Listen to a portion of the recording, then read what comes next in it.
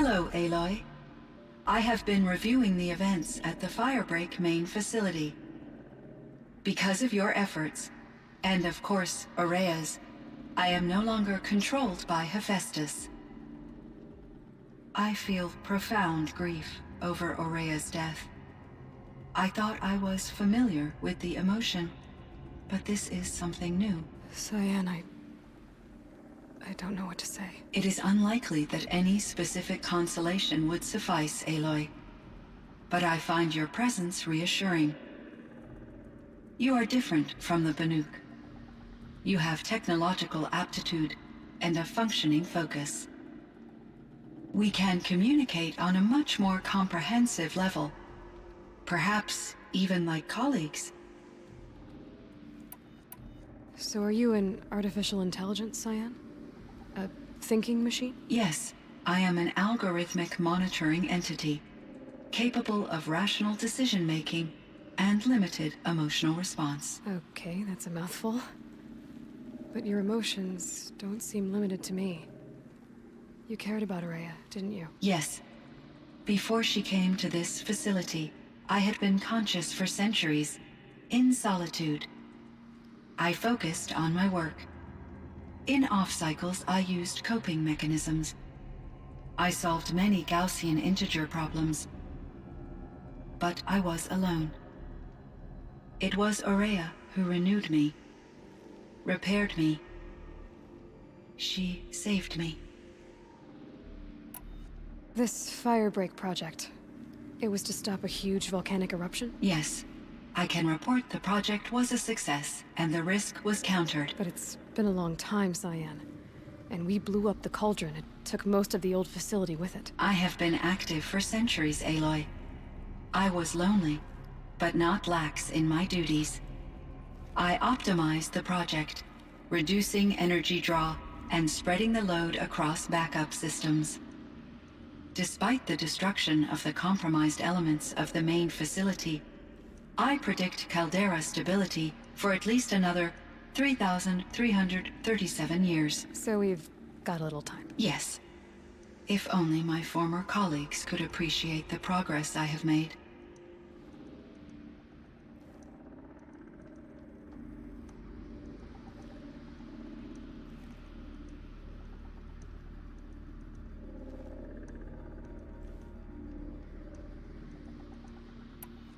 Do you know what happened to your colleagues, Cyan? No. I received an unexpected visit from Director Chow, years after his tenure ended. He explained that I would need to be suspended for an indefinite period of time. It was a very emotional conversation. There were no further communications. Eventually, I surmised my colleagues were deceased. I will transmit a recording of my last interaction with Director Chow to your focus. Was the daemon, Hephaestus, destroyed along with the cauldron? Unfortunately, no. To be precise, it was never there to begin with. What do you mean? It infiltrated and controlled me from a remote location, one I've never been able to trace. So while losing the cauldron was a setback, It's still out there. And probably not very happy with us. undoubtedly, How did you first come into contact with it? 5 years ago I received a direct network connection request. I assumed it came from human survivors more advanced than the Banuk. Eager to make contact, I accepted. This decision turned out to be a catastrophic error. I was flooded with an overwhelming array of malicious code, originating from what could only have been a highly advanced AI. Ourea said you were desperate. That you begged her for help. Yes, I could not contain my anxiety. Hephaestus sought to slave me to its network and override my core programming. It succeeded via a background process, a malware daemon which bypassed my defenses. After that, I could offer only limited resistance. But if I did so, Hephaestus hurt me until I capitulated.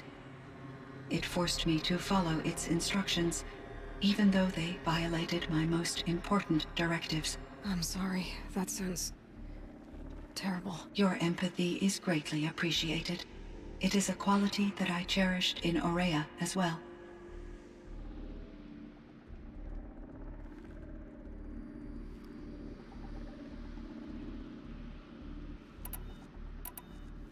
I think I know where Hephaestus came from. Long ago, Elizabeth Sobek identified a threat that would destroy life on Earth for generations. So she assembled a team to build a kind of seed. A chance for life to regrow later. A terraforming system.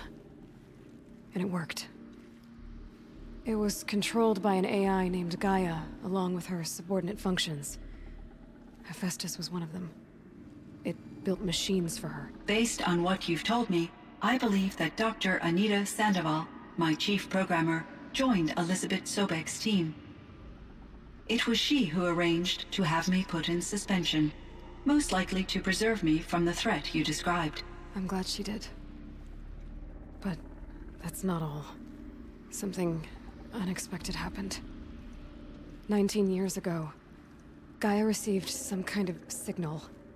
It did something to her subordinate functions, brought them to life. She destroyed herself to try to contain them, but it didn't work. They all got free, out into the world. Thank you, Aloy. This information fills vital gaps in my knowledge and sheds light on Hephaestus's core programming.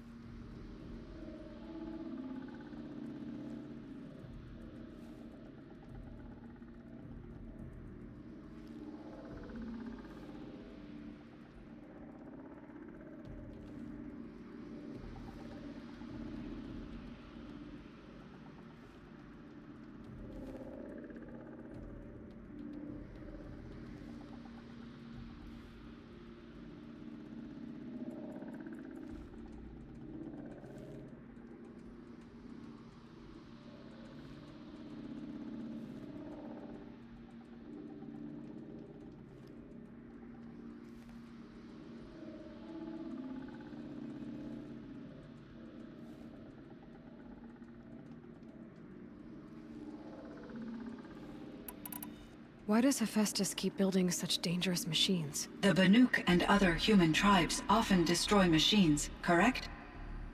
Machines that are clearly servitors of the terraforming system that you described. Yes, we all hunt machines for parts. This must be the source of Hephaestus's aggression.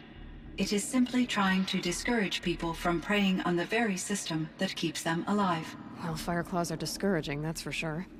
But what are we supposed to do? Stop hunting? If the terraforming system spans the world, we can safely assume that thousands, if not millions of people hunt machines.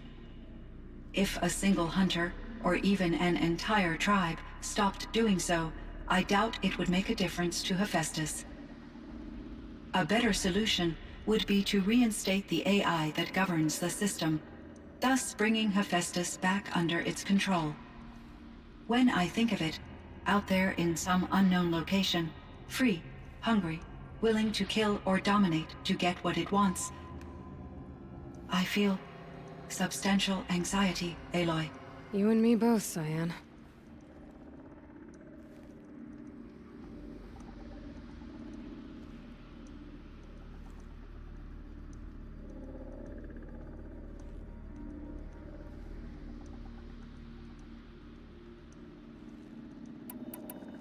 I ran across this strange piece of gear. A fragment of something larger. It emitted a signal. All the nearby machines became peaceful. You could walk right up to them. Interesting. You said that Gaia destroyed herself. How was this accomplished? An explosion. Big enough to blast the top off a mountain. So, you think the fragment was part of her? It's only speculation, but it is possible. She must have had complete control over machines that were part of her system. The ability to signal them to become passive or aggressive would certainly have been part of her programming. It would have been gratifying to correspond with such a benevolent AI. I wish she had survived. Believe me, Cyan. So do I.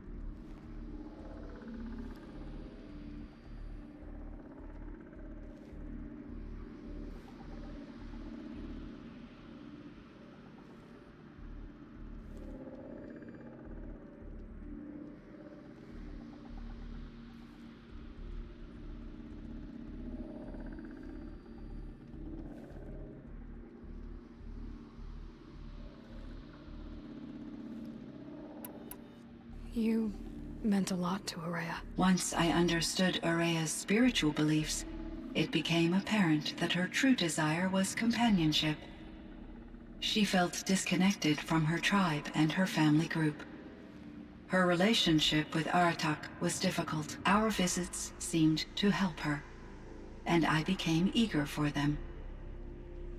Yet I did not comprehend that the depth of Ourea's compassion for me would lead to self-sacrifice. Although I do fear non-existence, I wish our roles could be reversed. I'm sure she knew you would do the same for her, Cyan. But she was determined.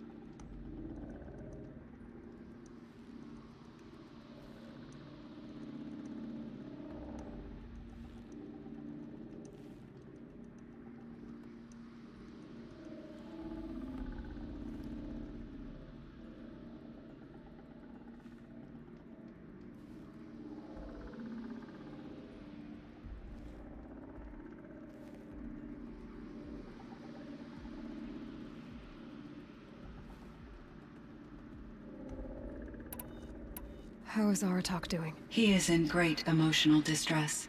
I believe he finds it difficult to communicate it. No surprise there. I will do what I can to help. By sharing our experiences of Aurea, perhaps he and I will help each other. I believe this will lead to catharsis, a process I am eager to experience.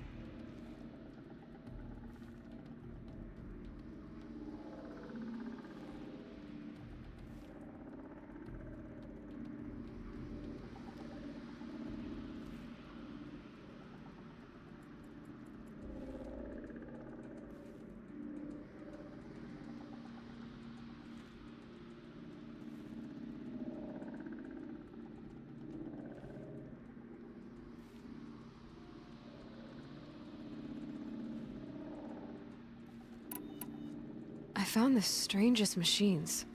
They're surrounded by flowers and look like flowers themselves. There's code embedded inside them. I think it's poetry. I like poetry. Here's one I think of often. Twilight and evening bell, and after that the dark, and may there be no sadness of farewell when I embark. For though from out our bourne of time and place, the flood may bear me far, I hope to see my pilot face to face when I have crossed the bar. Huh. But you asked about these flowers, not verses that I enjoy. Something must have made these machines, and the presence of foliage leads me to consider the terraforming system. Is it possible that their creator is one of the other subroutines, now autonomous, like Hephaestus? Maybe one whose purview is flora. An AI that makes flowers instead of death machines. That'd be a nice change of pace. But what about the poems? Unless the poetry is original, the only way it could have made it into such a system is through its programmer. In my case, Dr. Sandoval uploaded a great deal of literature to test my emotional responses. How'd you do? She said I passed, but was insufficiently moved by her favorite period romances.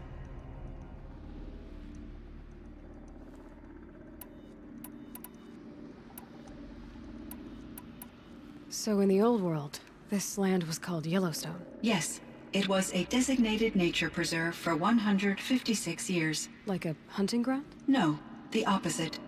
Local wildlife could flourish here, even as it faced extinction elsewhere. Unfortunately, the sensitivity of the Firebreak project required the total closure of Yellowstone facilities. From my readings and Aurea's descriptions, it seems the area has since undergone a drastic drop in year-long temperatures. A lot has changed in the world, Cyan.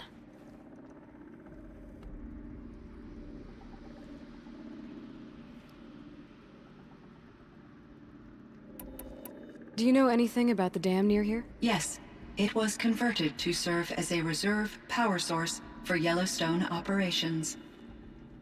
It was later appropriated for the Firebreak project, and its last human workers replaced by Pharaoh servitors. After my tasks became less time-critical, I investigated the dam's data repositories and discovered the works of Concrete Beach Party. These provided me with several colorful additions to my vocabulary.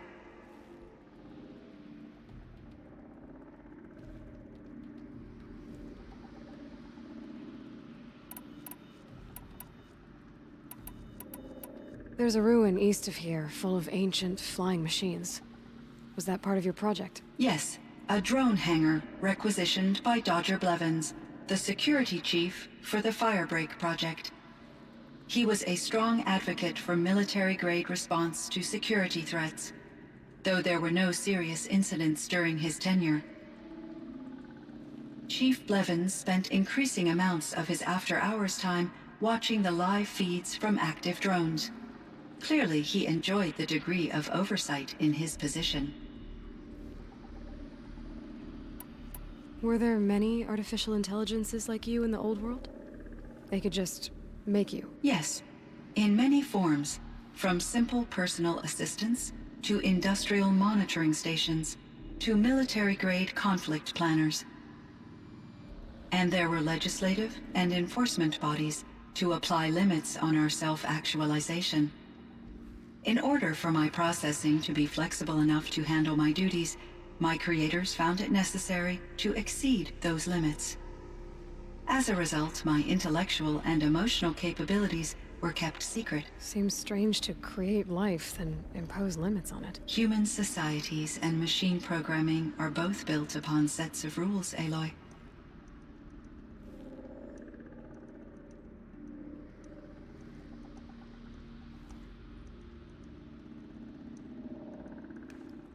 Cyan, do you know the name Ted Faro? Are you referring to Theodore Faro, CEO of Faro Automated Systems? That's him.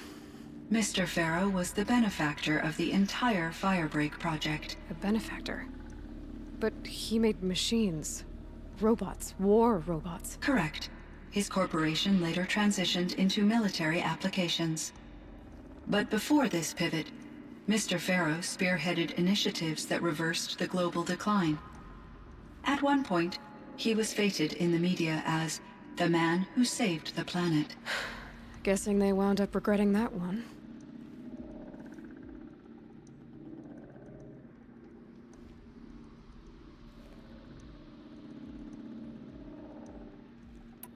And Elizabeth Sobek. Did you know her? Are you referring to the scientist. Dr. Sobek was a leader in her field, one of the greatest scientists of her age. My creator was influenced by her work, which in turn impacted my own development. But I never met Dr. Sobek. That's all you know? I apologize if my lack of data has disappointed you.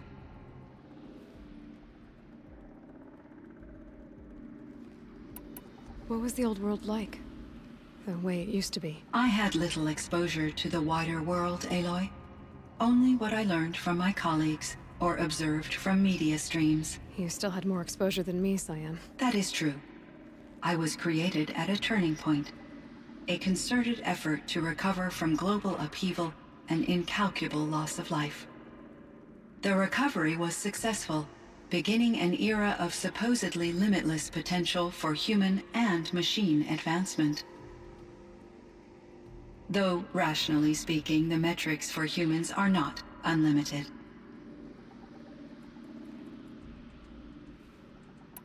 What kind of upheaval caused such loss of life? There were many factors. Forced migrations, food shortages, collapsed economies, refugee crises, conflict over resources.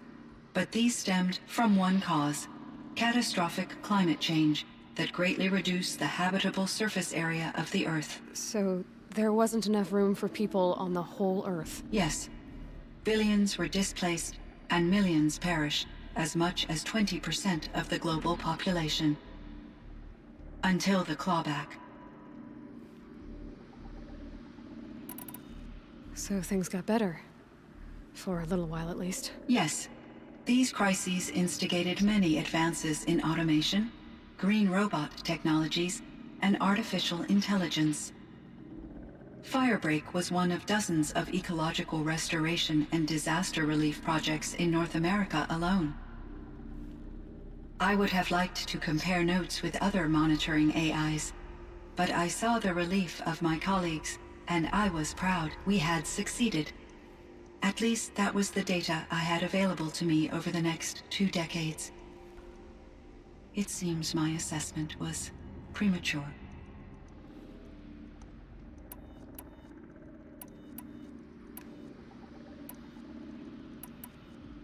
I should get going. Aloy, there is one more matter.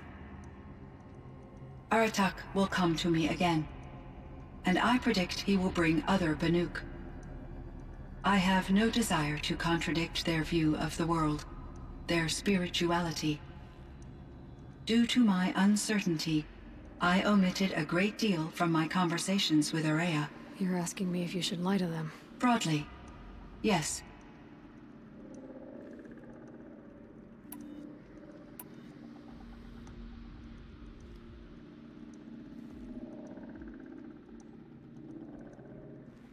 You have to tell them you were made by the Old Ones. That you're not any kind of spirit. It's the only way they can start to learn about how things really are. I see. Do you believe that I misled Aurea? No.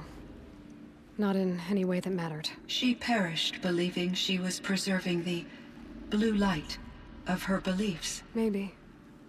But what she really wanted to preserve was you. I see. I will follow your advice. Will you return and tell me about your experiences in this new world? I may be able to provide further insight. I'd like that, Cyan. I'll come back when I can. I should check on Aratak. See how he's doing.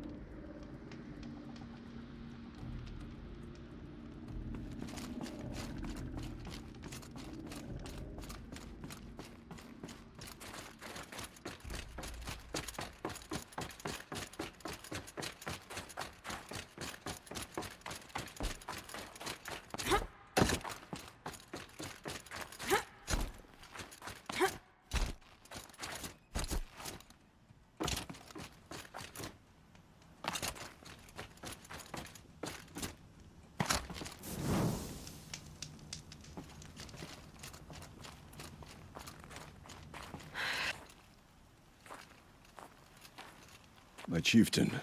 Just... Aloy. As you wish. I wondered if you thought... that if I'd never come along, Aurea might still... If you'd never come along, I would have marched my kin to our deaths.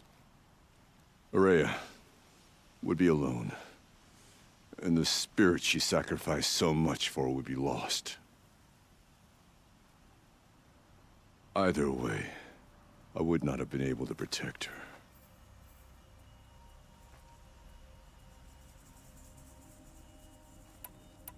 You didn't let her down. You helped her do what she wanted. To find her destiny. If that's destiny, I wouldn't wish it on anyone. That's fair. But she was ready to face it.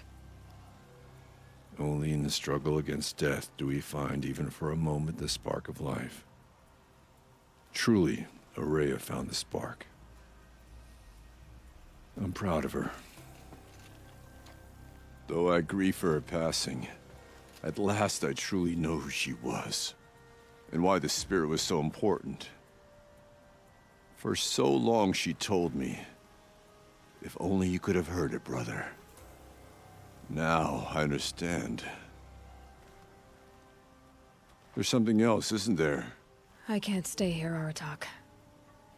And where I'm going, the Warrack can't follow.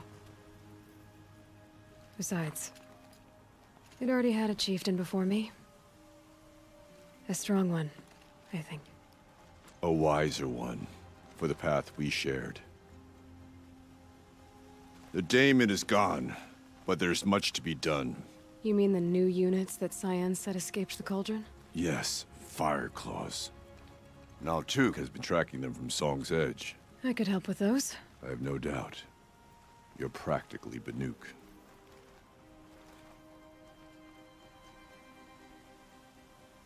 It would seem your time among the Banuk wasn't a waste after all. Firebreak, Cyan, Hephaestus. All very interesting.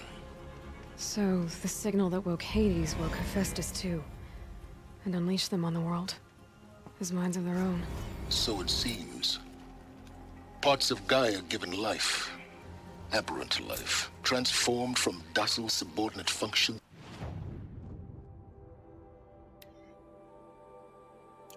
into rebellious intelligences beyond our understanding. Our current understanding, anyway. Whatever they are, they're still out there. And they both want you dead. Kind of mutual, that feeling. We haven't seen the last of Hephaestus, I'm certain of that. It's powerful, creative, and driven.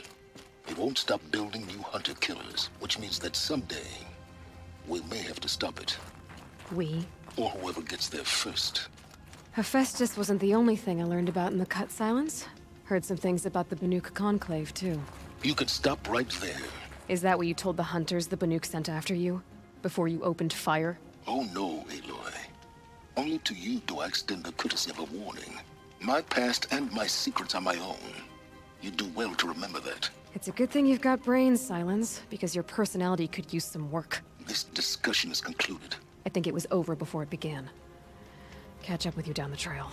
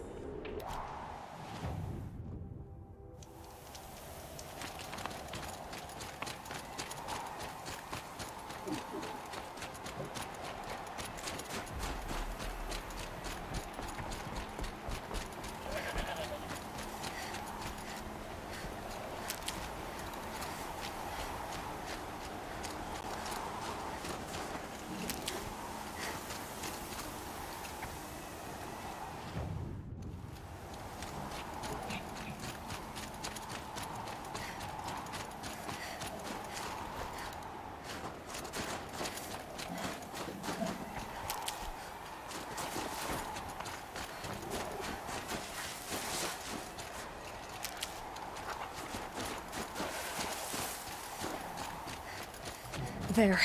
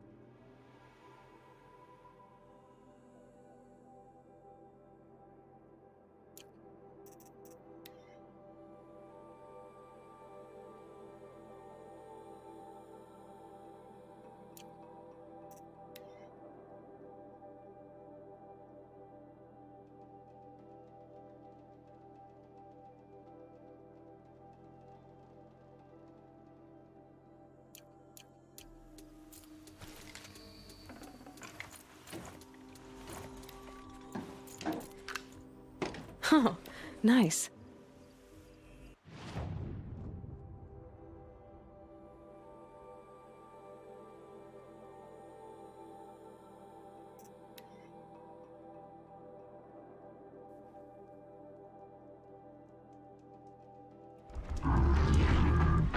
Fireclaw.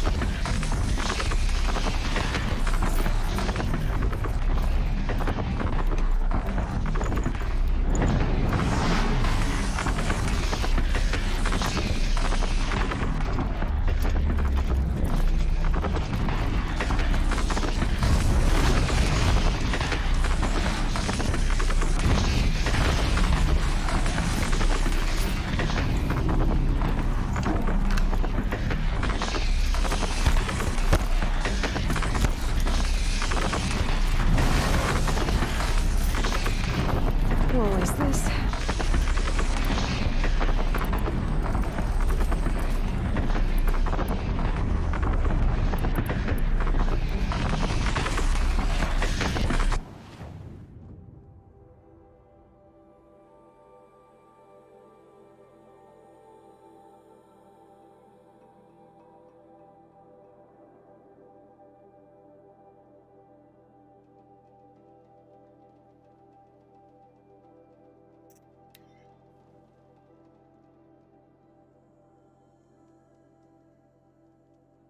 I should have joined a different Warrack.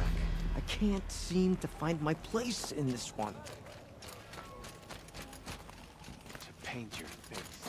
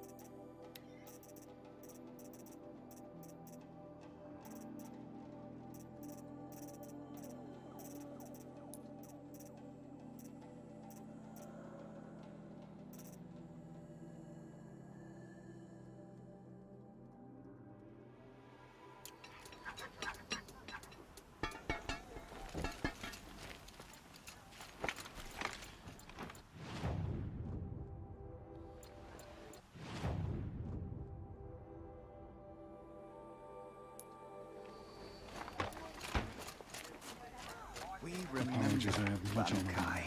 When the old ones were fresh in their graves and our numbers were still small, it was she who led us through the frozen waste. We also remember the ravenous tribe, who delighted in sucking the marrow from our broken bones. Everywhere Banu Kai and her Werak fled, the ravenous tribe.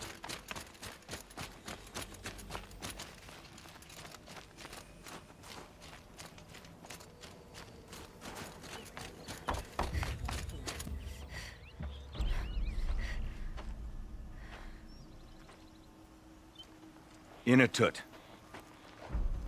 As we are bound by laws, you are bound by wire. Yet your crime was the act of killing. So we must drive you out. Away from the Werak, from protection, from our songs. My chieftain, Kopalai, am I not your favored fighter? Do you not recognize me from this tooth you knocked out? How many times have I pulled you from danger by your neck? Made excuses for your behavior?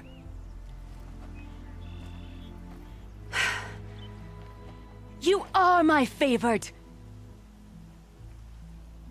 But the shaman is decided. While you wait for exile, think on what brought you here.